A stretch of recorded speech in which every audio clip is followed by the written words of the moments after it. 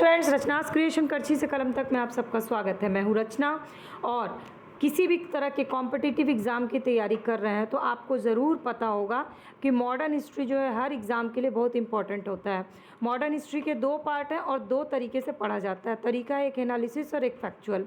Analysis और factual दोनों को मिला करके किस तरह से पढ़ते हैं तो back year question plus forward link question plus 3 book का कलेक्शन, तब आपका होता है मॉडर्न हिस्ट्री कंप्लीट। तो मैं मॉडर्न हिस्ट्री इसी प्रोसेस से आपका कंप्लीट कराऊंगी, लेकिन बहुत कम समय में कोशिश करूंगी कि कंप्लीट करा दें। और मॉडर्न हिस्ट्री का क्वेश्चन गलत ना हो, इसके लिए आपको ज़रूरी है प्रॉपर एनालिसिस करना और प्रॉपर तरीके से पढ़ना। तो मैं कीवर्ड्स के थ्रू किसी भी अगर कॉम्पिटिटिव एग्जाम की तैयारी कर रहे हैं तो इस वीडियो को ज़रूर देखिएगा, क्योंकि मैं कीवर्ड्स के थ्रू पूरे प्री की तैयारी कराऊंगी। कीवर्ड्स क्या होते हैं ये मैंने पिछली वीडियो में बताया हुआ है। तो चलिए शुरू करते हैं। मेरा सबसे पहला कीवर्ड है वास्को डिगामा।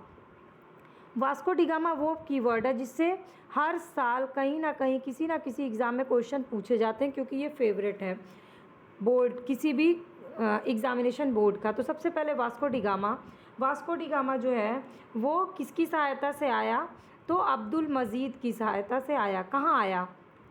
भारत पे आया, भारत के पश्चिमी तट कालीकट पे आया। ठीक है। अब कालीकट का राजा कौन था उस समय? तो कालीकट का राजा था जमोरिन। आपको कहानी की तरह याद रखना। और ये अब्दुल मजीद कौन था? ये गुजराती पथ प्रदर्शक था। अब अगला क्वेश्चन बनता है कि कब आया था?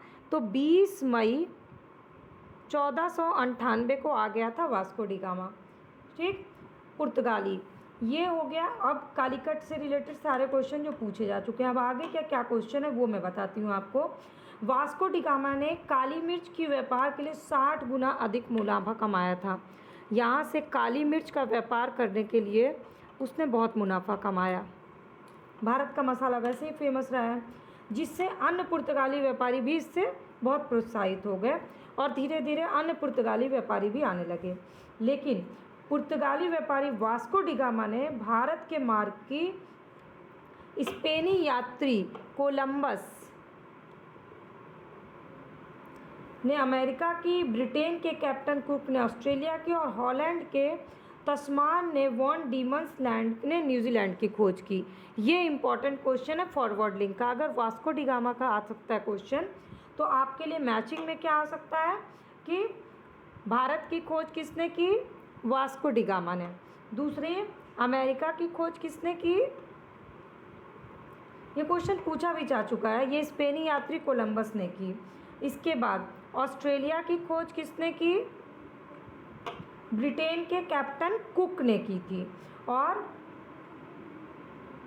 तस्मानिया की खोज किसने की? वॉन डीमंस लैंड जिसको बोला जाता है तस्मानिया, उसको तस्मान ने खोजा था। हॉलैंड के थे ये। और न्यूजीलैंड की भी खोज इन्होंने ही की थी। तो ये 4-5 क्वेश्चन है जो पूछे गए हैं खोज से रिलेटेड। अगर वास्को डिगामा आपने याद किया तो आपको खोज से रिलेटेड ये फॉरवर्ड लिंक पता होना चाहिए। अब चलिए फटाफट से अगला कीवर्ड देख लेते हैं। अगला कीवर्ड है अल्मेड़ा। अब अल्मेड़ा से क्या क्वेश्चन बनता है? सबसे पहले अल्मेड़ा जो है 1505 में फ्रांसिसो दा अल्मेड़ा भारत में प्रथम पुर्तगाली वायसराय। ये क्वेश्चन पूछा जा चुका है। कौन था? अल्मेड़ा। कब आया? 1505 में गवर्नर बन के आया। फिर उसने व्यापारिक हित के लिए क्या किया? तो हिंद महासागर में प्रभुत्व स्थापित करने के लिए कौन सी पॉलिसी शुरू की? Blue water policy. ये भी पूछा जा चुका है।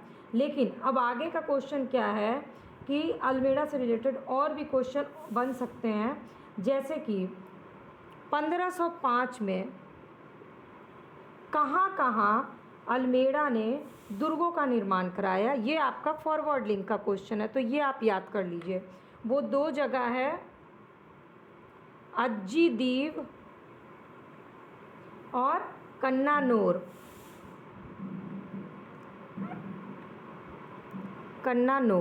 अज्जी दीव और कन्नानौर, जहाँ पर अल्मेड़ा ने दुर्ग की स्थापना की थी। तो ये हो गया आपके लिए अल्मेड़ा से रिलेटेड एक फॉरवर्ड लिंक का क्वेश्चन। अब चलिए तीसरे कीवर्ड में आते हैं। तीसरा कीवर्ड है आपका अल्बुकर्क। तो अल्मेड़ा के बाद आया था अल्बुकर्क। इसका पूरा नाम था अल्फांसो द अल्बुकर्क कब आया था? 1509 ईस्वी में। और इसके बारे में क्या इम्पोर्टेंट है आपके लिए कि 1510 में बीजापुरी शासक यूसुफ आदिल शाह से गोवा छीन के अपने अधिकार में कर लिया था। किससे किया था? आदिल शाह, ये बीजापुर का शासक था। उससे क्या छीना? गोवा छीन लिया और अपने अधिकार में कर लिया। इसीलिए भारत में पुर्तगीज शक्ति का वास्तविक संस्थापक किसको माना जाता है? अल्बुकर्क को। तो अगर ये क्वेश्चन पूछता है पुर्तगीज शक्ति का वास्तविक संस्थापक कौन था, तो इसका आंसर होगा अल्बुकर्क। इसके अलावा कुछ और छोटे मोटे क्वेश्चन हैं, जैसे कि अल्बुकर्क ने 1511 ईस्वी में दक्षिण पूर्वी एशिया की महत्वपूर्ण मंडी मलक्का और 1515 में फारस की खाड़ी में स्थित हरमुज पर अधिकार कर लिया। और अल्बुकर्क के बाद के प्रमुख गवर्नरों में से अब इसके बाद आएंगे हम लोग। तो दो इम्पॉर्टेंट फॉरवर्ड लिंक के क्वेश्चन है, 1511 में मलक्का हरमुज, और दूसरा कि वास्तविक संस्थापक अल्बुकर्क था और आदिल शाह से छीन करके गोवा अपने अधिकार में किया था, इसीलिए। अब अगला है पुर्तगाली कंपनी से रिलेटेड क्वेश्चन। ये तो गवर्नर से रिलेटेड हो गया। अब कंपनी से रिलेटेड क्वेश्चंस का कीवर्ड्स के थ्रू देख लेते हैं। कीवर्ड है बेसिकली पुर्तगाली कंपनी से रिलेटेड। सबसे पहले एक तो हमने अल्बुकर्क देखा, और अल्बुकर्क के बाद कौन आया? नीनो दा कूना। तो अगर क्रम पूछता है तो अल्मेडा, अल्बुकर्क और नीनो दा कूना, जिसमें से वास्तविक संस्थापक कौन हो गया? अल्बुकर्क हो गया। लेकिन अब आगे देखते हैं। पहला, भारत में प्रथम दुर्ग, पुर्तगालियों का भारत में प्रथम दुर्ग का निर्माण किसने कराया था? तो अल्बुकर्क ने कराया था। ठीक है। 1503 में कोचिंग में कराया गया था। कोचिंग में प्रथम दुर्ग का स्थापना की गई। अगला क्वेश्चन क्या है कि मध्यकाल में सर्वप्रथम भारत से व्यापार संबंध स्थापित करने वाले कौन थे? तो पुर्तगाली थे। अब ये भी क्वेश्चन पूछा जाता है कि भारत में यूरोपीय व्यापारिक कंपनी के आगमन का क्रम क्या था? तो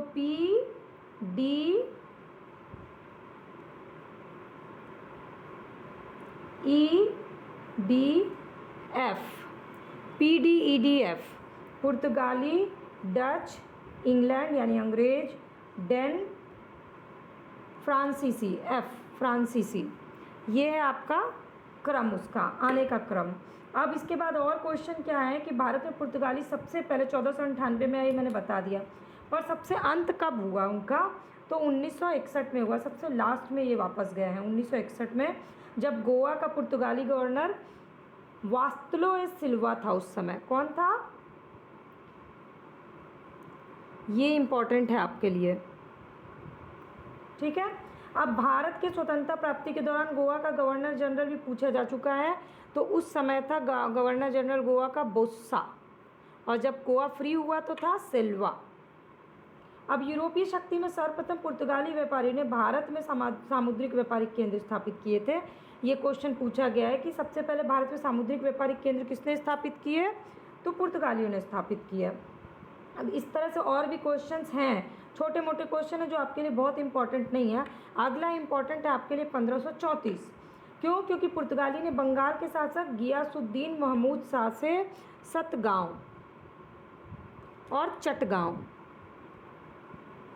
में अपनी फैक्ट्री स्थापित करने की अनुमति ले ली, और पुर्तगालियों द्वारा हुगली को बंगाल की खाड़ी में समुद्री लूटपाट के अड्डे के रूप में स्थापित किया गया। तो बंगाल की खाड़ी में जो हुगली है वो समुद्री लूटपाट का अड्डा बन गया। अब धीरे धीरे क्या हुआ, वो तो अड्डा बन गया, फिर बाद में 1632 में मुग़ल बादशाह शाहजहां ने हुगली में पुर्तगाली बस्ती को पूरी तरह से नष्ट कर दिया और 1000 से अधिक पुर्तगाली निवासी को बंदी बना दिया गया। ये हो गया पुर्तगालियों की पूरी कहानी। अब अगला टॉपिक क्या है, चलिए वो देख लेते हैं। चलिए बंगाल पहुंच गए तो बंगाल की ही कहानी देख लेते हैं। बंगाल में है कासिम बाज़ार। कासिम बाज़ार की फैक्ट्री के प्रमुख कौन थे? चौरनक। ठीक। इन्होंने अंग्रेज़ों के व्यापार केंद्र के लिए हुगली के स्थान पे सूतानाटी और जो कलकत्ता का मेन है इसको चुन लिया। और इस तरह से 1690 में उसने अंग्रेज बस्ती के रूप में किसकी स्थापना कर दी? कलकत्ता की स्थापना कर दी। तो किसने स्थापना की? जॉब चौरनॉक ने, सूतानाती की जगह पे। अब भारत के साथ व्यापार के लिए सर्वप्रथम संयुक्त पूंजी कंपनी किसने स्थापित की? तो डचों ने स्थापित की। कब? 1602 में एक संयुक्त प्रस्ताव पारित हुआ, जिसके बाद से कंपनी की स्थापना की गई। अब चलिए डच पे आ गए तो थोड़ी डच की कहानी देख लेते हैं और डच से रिलेटेड क्वेश्चन देख लेते हैं। और अभी तक आप ये वीडियो देख रहे हैं तो वीडियो को लाइक करिए, और इस वीडियो को ख़त्म होने के बाद अगर आपके पास बैक ईयर क्वेश्चन का कलेक्शन होगा मॉडर्न हिस्ट्री के इस टॉपिक का, तो जाके उसको सॉल्व करिएगा, देखिएगा आपका कोई क्वेश्चन छूट रहा है या गलत हो रहा है क्या, और मुझे कमेंट करके ज़रूर बताइएगा। तो चलिए अगला टॉपिक देखते हैं। अब डच की कहानी शुरू हुई 1602 में। एक संयुक्त प्रस्ताव पारित हो गया, उस पारित करने से कंपनी की स्थापना हो गई डचों की, जिसकी प्रारंभिक पूंजी जो थी वो काफ़ी ज़्यादा थी। और इस कंपनी को डच संसद द्वारा 21 वर्ष के लिए भारत और पूर्वी देश के साथ व्यापार करने, आक्रमण करने और विजय करने तीनों का अधिकार दे दिया गया। ठीक है। अब इनका मेन केंद्र क्या था? तो इनका पूर्वी केंद्र जो था वो बटेविया था, जो कि कौन सी जगह है अभी? जकार्ता। ठीक है। डच पूर्वी साम्राज्य का संचालन और प्रशासन संयुक्त कंपनी के माध्यम से, ये पूरा संयुक्त कंपनी के माध्यम से करते थे। डचों ने पुर्तगालियों को साझेदार एक निजी गुट के रूप में काम करने की बात कही, और डचों ने पुर्तगालियों को पराजित करके आधुनिक कोच्चि, अब इधर पहुंच जाइए, आधुनिक कोच्चि में 1663 में किसका निर्माण किया? Very important question, fort Williams. कब किया? 1663 में। कहाँ किया? कोच्चि में किया। अब कोच्चि 1814 में ब्रिटिश उपनिवेश के तहत शामिल हो गया, और 1599 में इंग्लैंड में एक मर्चेंट एडवेंचर नामक दल ने अंग्रेजी ईस्ट इंडिया कंपनी की स्थापना की। तो ये अब आ गए इसके बाद हम लोग अंग्रेज। तो डच की कहानी ये हो गई है, जो इम्पोर्टेंट क्वेश्चन है कहानियों के थ्रू मैंने बता दिया। अब चलिए अंग्रेज़ों के बारे में देखते हैं। तो अंग्रेज और फ्रांस दोनों को साथ में देखेंगे तो ही ज़्यादा अच्छा समझ में आएगा। तो सबसे पहले 1599 में इंग्लैंड में मर्चेंट एडवेंचर, यहाँ तक मैंने आपको बता दिया। अब 1600 से शुरू करते हैं। 1600 में ब्रिटेन की महारानी एलिजाबेथ, ठीक, एलिजाबेथ ने पूर्व के साथ व्यापार के लिए 15 वर्ष के लिए एक अधिकार पत्र दे दिया। और इस समय भारत का शासक कौन था? अकबर। फिर कौन सी कंपनी थी? ये लीवेंट कंपनी थी, जिसको अधिकार मिला। 1593 में स्थल मार्ग से भारत का व्यापार करने का अधिकार प्राप्त करके आई। फिर जहांगीर के शासनकाल में इंग्लिश ईस्ट इंडिया कंपनी ने 1611 में मसूलीपट्टनम में एक अस्थायी कारखाना स्थापित कर लिया। जहांगीर के से परमिशन लेके उसके शासनकाल में कहाँ पर स्थापित किया? मसूलीपट्टनम में। ठीक। अब 1613 सूरत में प्रथम स्थायी कारखाना स्थापित कर लिया। तो मसूलीपट्टनम क्या था? अस्थायी था। स्थायी कारखाना कहाँ स्थापित हुआ? 1613 में सूरत में। अब सूरत में डचों की फैक्ट्री 1616 में, जबकि फ्रांसीसियों की कंपनी कहाँ कब डच की फैक्ट्री हुई थी 1616 में, और फ्रांसीसियों द्वारा 1668 में स्थापित की गई। यानी सबसे पहले किसकी स्थापित की गई? अंग्रेजों की। ये भी क्वेश्चन पूछा जाता है। इसके बाद थॉमस बेस्ट नामक अंग्रेज अधिकारी ने पुर्तगालियों को स्वाली के स्थान पर हराया था। तो ये थॉमस बेस्ट कौन थे? ये अंग्रेज अधिकारी थे। इन्होंने पुर्तगाली को हरा दिया स्वाली पर। इसके बाद 1661 इंग्लैंड के सम्राट चार्ल्स द्वितीय का विवाह किससे हुआ? कैथरीन।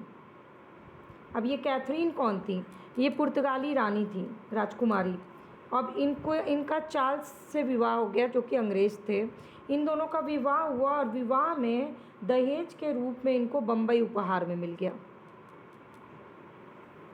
जिसे उन्होंने 1668 में 10 पाउंड वार्षिक किराए पर ब्रिटिश ईस्ट इंडिया कंपनी को दे दिया। ये वापस बम्बई घूम फिर के कहाँ आ गया, ब्रिटिश ईस्ट इंडिया कंपनी के पास। और पश्चिमी समुद्र तट के मुगल बंदरगाहों को पूरा, क्योंकि बॉम्बे पश्चिमी तट पर है भारत के, तो इस पर पूरा घेरा डाल दिया गया और मक्का जाने वाले हज यात्रियों को बंदी बनाने की कोशिश की जाने लगी। ये कहानी आगे बढ़ गई और फिर आए औरंगजेब। औरंगजेब ने भारत से निष्कासित करने का आदेश दे दिया। इसके बाद अब आता है हमारा इम्पॉर्टेंट सेक्शन अंग्रेज और फ्रांस से मिक्स करके, वो है कर्नाटक युद्ध, जिससे कि बहुत सारे क्वेश्चन और बहुत बार क्वेश्चन पूछे गए हैं। तो फटाफट से अब हम लोग कर्नाटक युद्ध देख लेते हैं। प्रथम कर्नाटक युद्ध 1746 से 48। ऑस्ट्रिया के उत्तराधिकार युद्ध जो कि 1740 में शुरू हुआ, ठीक है। उसके बाद इसका विस्तार शुरू हुआ और इसी के विस्तार के कारण भारत में अंग्रेज फ्रांसीसी युद्ध हो गया। गृह सरकार की आज्ञा के विरुद्ध दोनों दल यानी कि अंग्रेज और फ्रांसीसी जो हैं 1746 में आखिर युद्ध शुरू कर ही दिए। और अंग्रेज कैप्टन बर्नेट, ये था अंग्रेज कैप्टन, इसके नेतृत्व में अंग्रेजी सेना द्वारा कुछ फ्रांसीसी जहाज पे अधिकार कर लेना युद्ध का तात्कालिक कारण बन गया। तो अगर युद्ध का तात्कालिक कारण पूछता है तो बर्नेट ने जो फ्रांसीसी जहाज़ों पे अधिकार किया वो था युद्ध का तात्कालिक कारण। और वैसे युद्ध का कारण क्या था, ऑस्ट्रिया का उत्तराधिकार का युद्ध। प्रथम कर्नाटक युद्ध के समय ही कर्नाटक के नवाब कौन थे, अनवरुद्दीन। महफूज खां के नेतृत्व में 10,000 भारतीय सेना को फ्रांसीसियों पे आक्रमण करने के लिए भेज दिया। यानी अनवरुद्दीन इधर से जाकर के फ्रांस पर आक्रमण करने का शुरुआत की है। फिर कैप्टन पैराडाइज के नेतृत्व में फ्रांसीसी सेना ने अड्यार नदी पर स्थित सेंट थोमे नामक स्थान पर नवाब को पराजित कर दिया। तो ये अनवरुद्दीन कहाँ पराजित हुआ, सेंट थोमे नामक स्थान पर, ठीक, अड्यार नदी पर। और यूरोप में युद्ध बंद होते ही कर्नाटक का युद्ध भारत में भी समाप्त हो गया। कौन सी संधि हुई, ये इंपॉर्टेंट है, एक्स-ला-चैपल 1748 में। और ऑस्ट्रिया के उत्तराधिकार युद्ध समाप्त हो गया और मद्रास अंग्रेजों को पुनः मिल गया। तो क्या परिणाम हुआ कि मद्रास अंग्रेजों को पुनः मिल गया। फिर से फटाफट से 1746 से 48 में युद्ध शुरू हुआ अंग्रेज और फ्रांस के बीच। प्रथम कर्नाटक युद्ध वैसे कारण था ऑस्ट्रिया का उत्तराधिकार युद्ध, लेकिन तात्कालिक कारण था क्योंकि बर्नेट ने फ्रांसीसियों के जहाज को कब्जे में कर लिया था। इधर जो कर्नाटक का नवाब था अनवरुद्दीन, उसने फ्रांस के सिपाहियों पर अटैक कर दिया, जिसको फ्रांसीसियों ने सेंट थोमे की अड्यार नदी के पास वहाँ पराजित कर दिया। लास्ट में जब वहाँ पर संधि हो गई एक्स-ला-चैपल की और ऑस्ट्रिया का उत्तराधिकार युद्ध खत्म हो गया, तो यहाँ भी खत्म हो गया और मद्रास अंग्रेजों को वापस मिल गया। ये हो गया प्रथम कर्नाटक युद्ध की। अब कुछ अन्य इंपॉर्टेंट क्वेश्चन देख लेते हैं, क्योंकि बाकी जो कर्नाटक के युद्ध है वो मैं आपको दूसरे टॉपिक के थ्रू कवर कराऊंगी, ये इसके साथ कवर नहीं होगा। अब कुछ और इम्पॉर्टेंट क्वेश्चन है जिसको देखना बहुत ज़रूरी है। सबसे पहले डुप्ले, पहली बार डुप्ले ने उन चीज़ों को प्रयोग किया जो भारत को जीतने के लिए अंग्रेजों के मार्गदर्शक बने। डुप्ले ही था जिसने पहली बार यूरोपीय सेना को भारतीय राज दरबारों में भारतीय व्यय पर नियुक्त करवाया। मतलब भारतीय राज दरबार में भारतीय व्यय पर ही नियुक्त किया गया, ये परंपरा शुरू की डुप्ले ने। और जिसने पहली बार यूरोपीय हित के लिए भारतीय राजनीति में हस्तक्षेप किया और भारत में यूरोपीय साम्राज्य की असली नींव किसने रखी, वो था डुप्ले।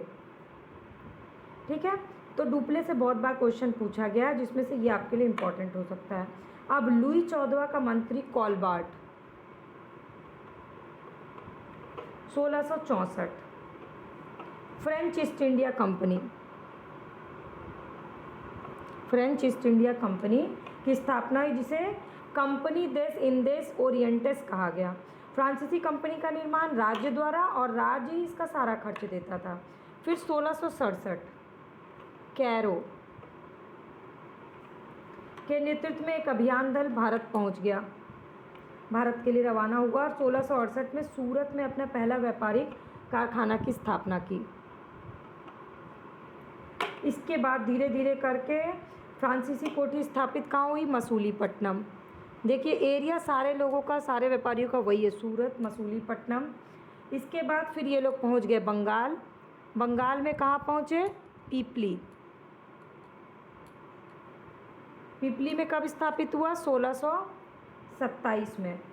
फिर कुछ दिन बाद डच पिपली से बालासोर चले गए और इस तरह से इन लोग का मेन एरिया जो वो यही रहा। 1653 चिंसुरा, और इस तरह से ये कंपनी का विस्तार हुआ। अब मैं आपको अगली वीडियो में जो बैक ईयर क्वेश्चन है उसके कलेक्शन करके उससे आपका ये टॉपिक और कवर करा दूंगी। मतलब आप ये 2 वीडियो देखिएगा तो आप यकीन मानिए इससे बाहर से आपका यूरोपीय कंपनी से क्वेश्चन नहीं आएगा। एक चीज़ और है, सबसे पहले 1498 पुर्तगाली कंपनी, ठीक है, 1602 डच कंपनी, 1600 अंग्रेज कंपनी, इसके बाद 1616 डेन और 1664 फ्रांस। अब इसके बाद हम लोग 25 क्वेश्चन करेंगे। आप मुझे कमेंट करके बताइएगा कि आपको ये वीडियो यूज़फुल लगी कि नहीं लगी, आपके लिए कौन कौन से क्वेश्चन नए थे वो मुझे बताइएगा। अब मैं 25 क्वेश्चन के थ्रू आपको पूरा पिछले 20 साल के बैक ईयर क्वेश्चन का कलेक्शन के साथ आपका 25 क्वेश्चन के थ्रू ही पूरा ये टॉपिक रिवीजन करा दूंगी। ये पूरा पढ़ना हो गया और अब रिवीजन करेंगे हम लोग क्वेश्चन आंसर के थ्रू। तो अगर आपको इस तरह की वीडियो अपडेट प्रत्येक दिन चाहिए तो मेरे चैनल के सब्सक्राइब बटन को क्लिक कर लीजिए, फ्री ऑफ कॉस्ट है। इससे सारी वीडियो, बेल आइकन प्रेस कर लीजिएगा तो सारी वीडियो अपडेट की नोटिफिकेशन फ्री ऑफ कॉस्ट आपको मिल जाया करेगी।